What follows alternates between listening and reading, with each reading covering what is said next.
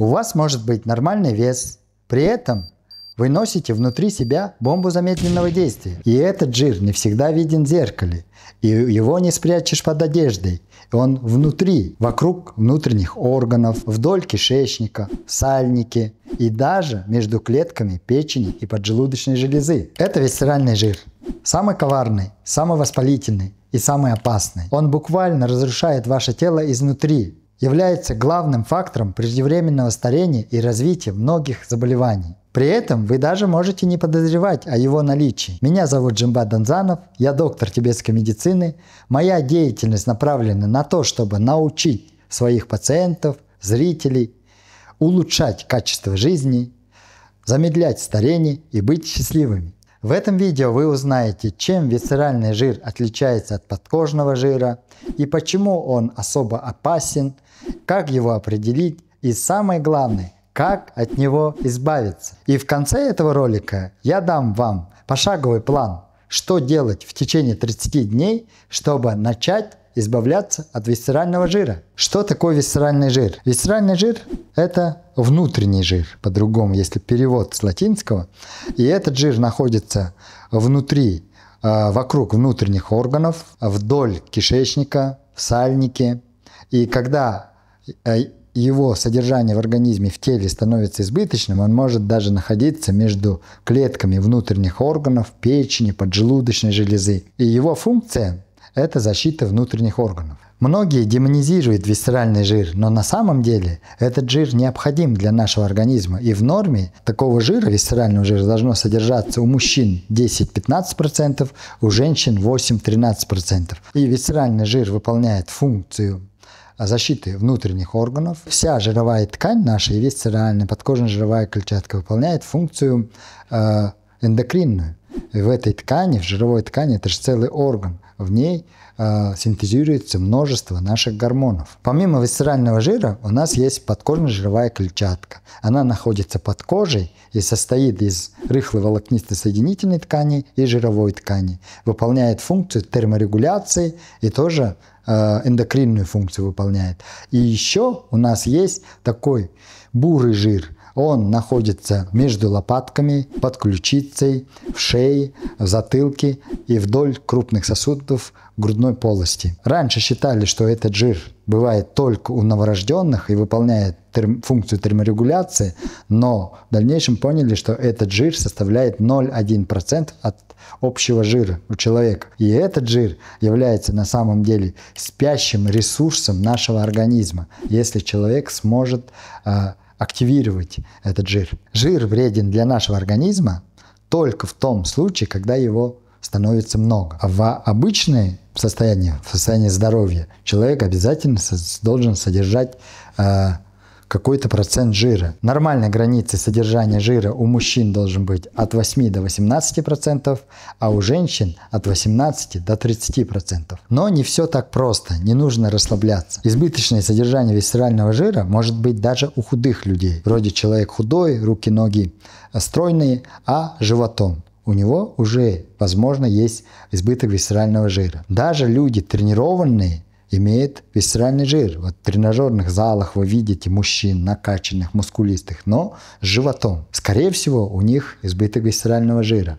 И еще нужно понимать, что с возрастом наша мышечная ткань заменяется жировой тканью, и вроде бы с виду человек нормальных телосложений и даже имеет нормальный вес, но при этом процент содержания жира, в том числе висцерального жира, может превышать все нормы. Чем опасен висцеральный жир? Для начала я должен уйти в историю, но это будет интересно. Раньше начали, когда выяснять продолжительность жизни людей, какие-то исследования проводить, люди выяснили, ученые медицины выяснила о том, что худые люди живут дольше, чем люди с ожирением. И эта процентная разница была огромной. Врачи начали делать вывод о том, что ожирение вредно для нашего здоровья.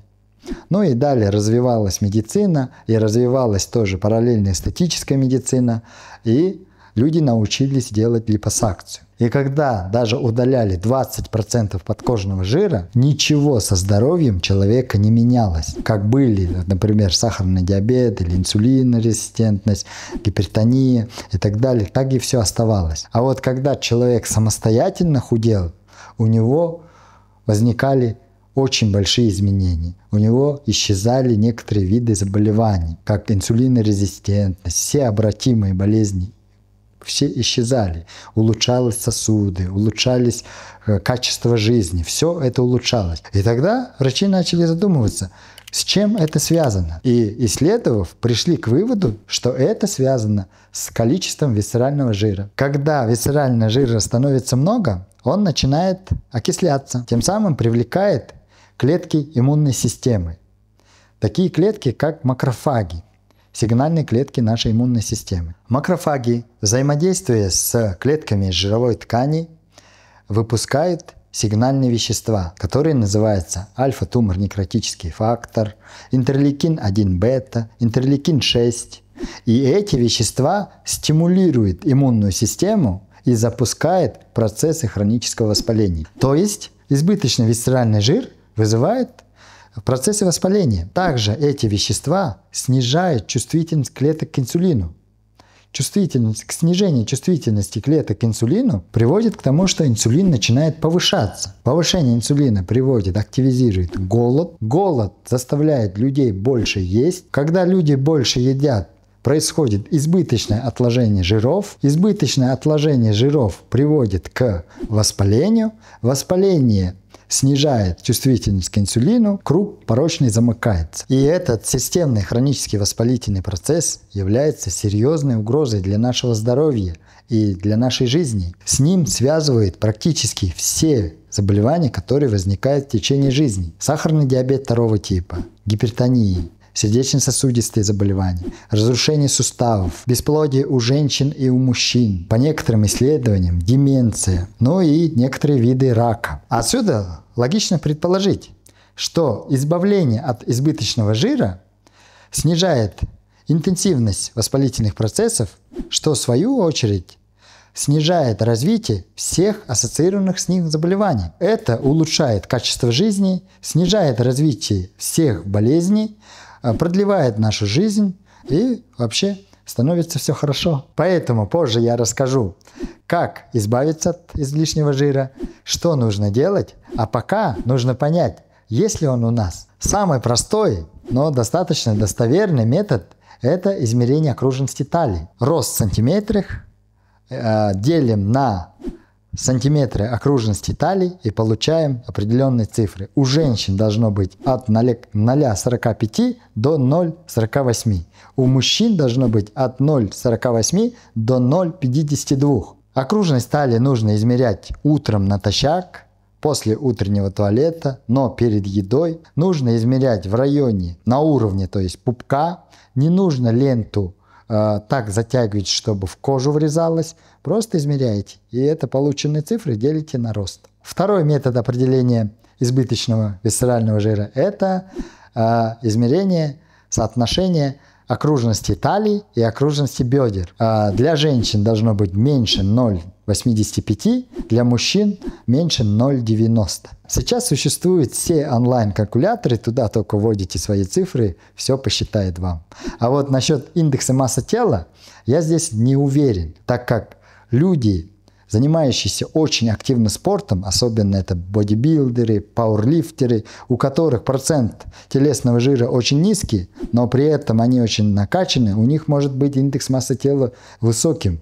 Но это не говорит о том, что у них есть избыточное содержание висцерального жира. У таких людей и вообще более точные методы определения висцерального жира – это, конечно, методы КТ, компьютерной томографии и МРТ. Я надеюсь, что все мы поняли, чем вреден висцеральный жир, а теперь как от него избавиться. Надеюсь, я вас достаточно хорошо промотивировал.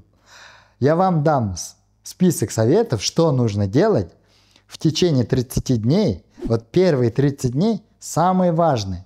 Они дадут вам толчок, стимул, мотивацию для дальнейших движений, дальнейшего соблюдения всех этих правил. Поэтому Именно в первые 30 дней нужно делать максимально правильно, максимально точно, чтобы потом не разочароваться. Друзья, перед тем, как продолжить, хочу сделать небольшой анонс. Многие из вас спрашивали, когда будет онлайн-курс интервальное питание. И рад сообщить, что я запускаю новый онлайн-курс интервальное питание 11 августа этого года. Благодаря этому курсу вы измените свое отношение к питанию, свой режим питания. Если вы хотели похудеть, вы сможете похудеть. Если вы хотели снизить холестерин, и это у вас получится. Только за 21 день, конечно, не получится, если вы будете этим дальше заниматься в течение 3-6 месяцев. Если вы хотели просто наладить свое питание, чтобы стать энергичнее, бодрее, вообще улучшить свое здоровье, и это у вас получится. И если вы хотите узнать, что такое свойства продуктов с точки зрения тибетской медицины, это тоже я вам объясню. И самое главное, конечно, вы все сможете отрегулировать режим питания согласно биологическим часам. Вы можете приобрести один из двух вариантов курса. Первый – это онлайн-курс без обратной связи. Второй – онлайн-курс с обратной связью со мной в закрытом чате, где вы можете задать все интересующиеся вас вопросы лично мне, и я буду на них отвечать. Тем самым я постараюсь облегчить вам понимание курса, понимание себя и найти гармонию между вами и едой. Записаться на курс вы можете уже сейчас по первой ссылке в описании или в первом комментарии. Первое – это соблюдение отрицательного энергетического баланса. Это самое важное правило. Вы можете делать все, что угодно, но если вы не будете соблюдать это правило, ничего не будет работать. Это контроль дневной калории. Сколько раз люди едят? Я советую 3 раза в день есть. Вот вы должны за 3 раза в день, за 3 приема съесть меньше еды в калориях, чем вы тратите. А если говорить о режиме питания, я всегда советую 8 завтрак, час обед, 6 ужин, плюс-минус час. Да, я знаю, что другие диетологи, эндокринологи говорят, ешьте завтрак в любое время, когда хотите, когда голодны и так далее. Я здесь не соглашусь, потому что я, как доктор тибетской медицины, все-таки тибетская медицина более ассоциирована с природой, с нашими циркадным ритмом и так далее. Я все-таки думаю, что когда мы живем по циркадному ритму, когда мы едим в то время, когда наш организм наиболее к этому предрасположен, мы пользуемся силой природы, то есть своими собственными силами организма. И это дает нам эффект. Это как допинг принимать. Я могу сказать на примере своих пациентов, своих зрителей, которые слушают, прислушиваются ко мне и меняют именно режим питания. При этом не меняя даже продукты, они получают колоссальные результаты. Кстати, я вас очень прошу, моих зрителей, кто так делает и получили результаты, напишите, пожалуйста, в комментариях, мотивируйте других. Давайте этим заниматься вместе, сообща. Второе правило – это снижение потребления простых углеводов. Многие мои пациенты, зрители меня недолюбливают именно из-за этого правила. Я, наверное, это жестко всегда говорю, что все убрать. Кондитерские изделия, выпечки, булочки, сахар и так далее. Оставьте только горький шоколад. Но меня очень попросил оператор оставить пространство для вкусняшек. Конечно, употребление простых углеводов нужно минимизировать настолько, насколько возможно. Но иногда, если очень хочется, вы можете их употреблять до обеда. После обеда, после 3 часов дня никаких простых углеводов. Я простые углеводы не люблю не только из-за сахара, а из-за того, что эти продукты содержат очень большое количество калорий. И пустые калории ничего для нашего организма здоровья не дает, как белки, жиры и так далее. А калорий много. А первое у нас правило какое? У нас соблюдение отрицательного энергетического баланса. А как вы будете, если будете употреблять много простых углеводов, места не останется для жиров, белков, а их нужно будет. И это приведет к тому, что вы будете увеличивать дневные калории. Когда мы едим простые углеводы, мы все время стимулируем себе аппетит. Все время хочется есть. И третье правило. Употребляйте достаточное количество клетчатки. В комментариях я читаю, что какую клетчатку вы посоветуете, псилиум или что-то. Я на самом деле имею в виду клетчатку из продуктов питания. Это цельнозерновые продукты, это орехи, это овощи, зелень, фрукты, ягоды и так далее. В них очень много клетчатки. Даже грибы содержит много клетчатки. Для этого соблюдайте правила тарелки. Когда вы накладываете еду на тарелку, половина должна быть из овощей. Овощей, зелени, там разных видов.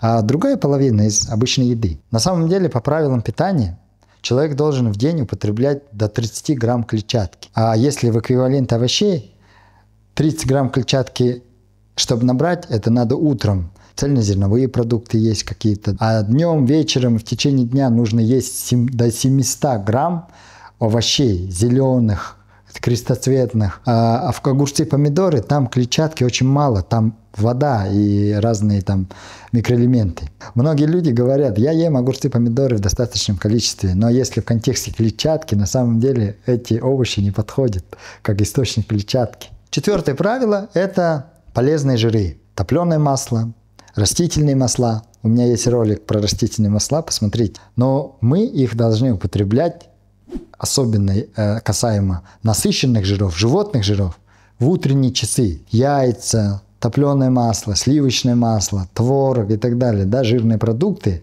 И мы должны их употреблять в утренние часы за завтраком. А растительные масла можем в течение дня употреблять. Жир нам снижает аппетит и дает на долгое время чувство сытости. И вообще жир питает наш организм изнутри, как я люблю говорить. Есть женщины, которые на ПП ничего жирного не едят, но на них посмотришь, они всегда, их кожа сухая, выглядят усталыми. А вот те, кто питается правильно, у них есть в рационе питания достаточное количество полезных жиров, они не прибавляют в весе, но только если, конечно, соблюдают первые наши правила. Но и при этом выглядит намного живее, красивее. Жиры вообще это каркасы наших клеток. Это как вот опорные конструкции наших клеток, если клетку как здание рассматривать. Пятое правило – это правило достаточного употребления белка. Белок – это основа нашей жизни. Если вы не будете употреблять белок, то вы будете употреблять в большом количестве углеводы. Это правило работает 100%. Ешьте достаточное количество белков. И не надо говорить, что растительные полезны или животные полезны. На самом деле и животный белок должен быть, и растительный белок. Все комбинации, комбинированные. В животных белках много незаменимых аминокислот, которые необходимы для нашего организма. Наш организм не умеет эти аминокислоты синтезировать внутри. А вот в растительных белках не всегда все эти аминокислоты содержатся. Многие люди жалуются, что не могут переварить животный белок. Но это проблема не животного белка, а это проблема работы вашего желудочно-кишечного тракта. У вас, значит, есть проблемы с огнем пищеварения. И это можно наладить очень быстро. Нужно решить эту проблему и начать постепенно, понемногу потреблять животный белок. Возвращаясь к правилу тарелки. Как мы уже сказали, половина – это овощи, зелень, четверть тарелки – это белок. И вот оставшуюся четверть тарелки еще делим на 4 части, и 3 четверти – это сложные углеводы, 1 четверть – это жиры. Но жиры специально не нужно еще добавлять, так как все продукты, особенно продукты животного белка, они и так содержат жиры. И еще мы добавляем оливковое масло в салат. В овощи. Это тоже жиры. И следующее правило – это ведение дневника питания. Я про это не говорю, потому что я больше полагаюсь на осознанность людей. Люди должны быть более осознанными. Мы есть должны осознанно, а не смотреть там телефон, телевизор и просто в это время работать ложкой и так далее. Да? На самом деле, если вы будете вести дневник, то вы поймете, что вы не так делаете. В конце недели, например. И поэтому ведите дневник питания. Для этого можете пользоваться разными приложениями. 7 правило. Если мы говорим о качественном избавлении именно от висцерального жира, это правило очень важное.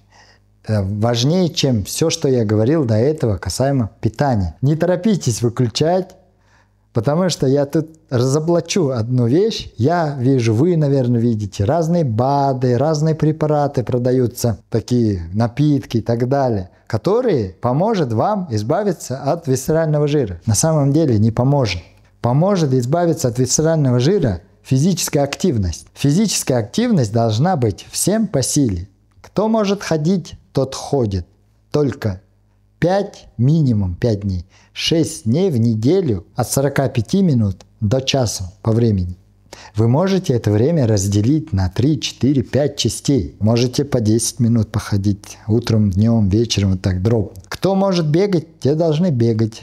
Кто может более интенсивную нагрузку выдержать, те должны более интенсивно заниматься. И те, кто могут заниматься силовыми тренировками, обязательно должны включить 2-3 раза в неделю силовые тренировки. То есть, чем интенсивнее физическая нагрузка, тем лучше мы будем соблюдать наше первое правило. Правило отрицательного энергетического баланса. Мы едим достаточно еды, но тратим больше энергии. Поэтому лайфхак для тех, кто любит вкусно покушать, кто плохо переносит голод. Хорошо ешьте, но тогда и хорошо тренируйтесь. Насчет силовых тренировок, для этого не нужно ходить в спортивные залы. Я это знаю на своем примере. Купите гирю, кому какую, да, по своим возможностям. 8 килограмм, 16 килограмм, 32, 24 гири есть.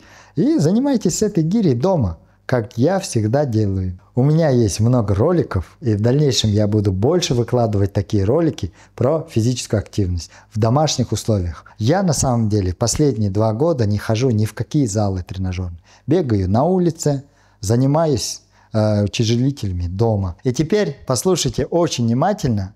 Я скажу вам про одну ошибку, которая включает все ошибки на самом деле. Это все ваши действия, которые нарушают первое правило и 7 правило, и их взаимодействие. Вот вы знаете первое правило, вы знаете 7 правило. Что бы вы ни хотели сделать, всегда напоминайте первое правило и 7. Соотносится с этим или не соотносится. Например, вы хотите сохранять отрицательный энергетический баланс, на этом худеть, но без физической нагрузки. Тогда вы нарушаете 7 правило. Качественного избавления от висцерального жира не будет. Или вы себе говорите, я буду заниматься до упадка спортом, но буду есть много. Но при этом вы, занимаясь спортом, разжигаете аппетит и съедаете даже больше, чем вы тратите. То есть нарушаете первое правило. Все, не работает. И помните, сколько бы вы ни двигались, вы не можете бесконечно сжигать калории. И потом у вас появляется возможность есть столько, сколько вы хотите. И вот я специально обратил ваше внимание на 1 и 7 правило, чтобы вы научились соблюдать правила золотой середины. Самый правильный и легкий путь – это срединный путь. Будьте здоровы!